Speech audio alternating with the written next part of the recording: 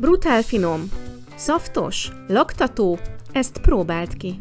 Fél kiló darált hús és egy fél kaliforniai paprika felkockázva. Én vegyes darált húst használok, sertés és marha.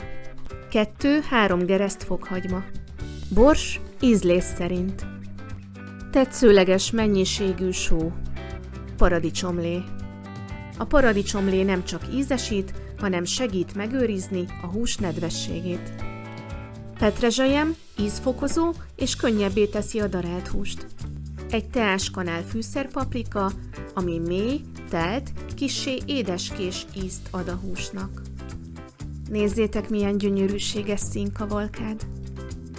A húst óvatosan beletömködjük a hagymakarikába, vigyázva arra, hogy ne repedjen szét a hagyma. Én dupla adagot készítettem 1 kiló darált húsból. Egy jó tanács a grillezéshez. A grillrácsokat vékonyan bekenem zsírral, hogy ne tapadjon oda a húsi. A békönszalonnát keresztbe X-be feltekerem, szorosan, hogy sütés közben ne tudjon kiesni a töltelék. Hőmérséklettől függően 20-25 perc alatt elkészül. Ízfokozás, ketchup, paprika összekeverem, és ezzel kenem meg egyszer a húsit.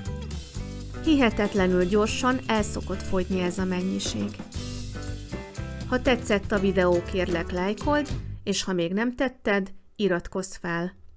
Írd meg kérlek kommentben, hogy honnét nézed a videót.